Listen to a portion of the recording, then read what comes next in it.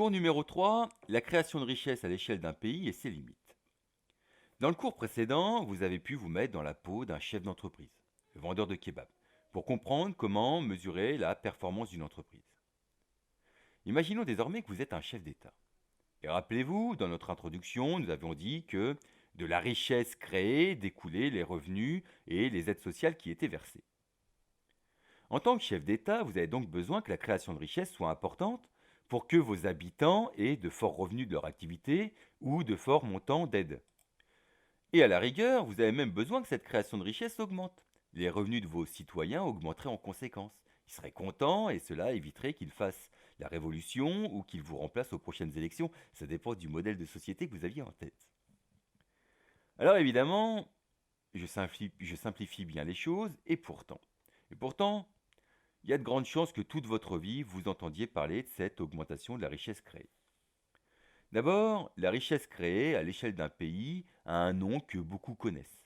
Si on additionne toutes les richesses créées par les organisations productives, les entreprises, les administrations, les organisations de l'économie sociale et solidaire, qu'on avait étudié dans un cours précédent, on obtient le produit intérieur brut ou PIB. Alors je triche un tout petit peu, mais tellement peu que vous pouvez retenir que le PIB est la somme des valeurs ajoutées. Rappelez-vous, la valeur ajoutée, c'est la richesse créée dans les organisations productives. Entre parenthèses, et ça c'est important, le PIB, ça n'est pas la production d'un pays comme on l'entend parfois. C'est la richesse qui est créée dans le pays en une année. Ça fait quand même une différence qui chiffre en centaines de milliards d'euros.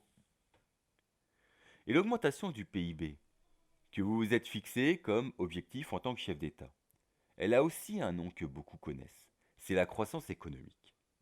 Vous verrez que souvent, ce terme s'applique à l'augmentation de la richesse créée sur une longue période, sur un temps qui est long. Mais souvent dans les médias, on vous parlera de la croissance économique au premier trimestre ou au deuxième trimestre, etc.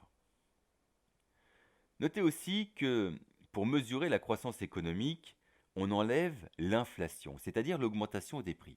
Je vous explique. Imaginons que vous avez 100 euros d'argent de poche. Ça fait beaucoup, mais c'est pour mon exemple. Imaginons que vous avez 100 euros d'argent de poche et que cet argent de poche augmente de 10%. Vous êtes content.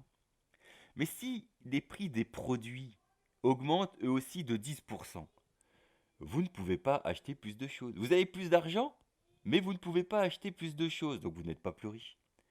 Pour le PIB, c'est la même chose. S'il augmente de 10%, alors c'est rare, et que les prix augmentent de 10%, c'est rare aussi. L'augmentation réelle, le terme réel est important, l'augmentation réelle de la richesse créée du pays est nulle. La croissance est donc nulle.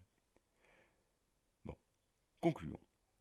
Donc pour vous, chef d'État, la question, ça va être de savoir comment faire de la croissance et comment augmenter donc la création réelle de richesse. Mais ça, c'est un objet d'étude de terminale. Ceci dit, il y a quand même quelques points qu'on peut soulever.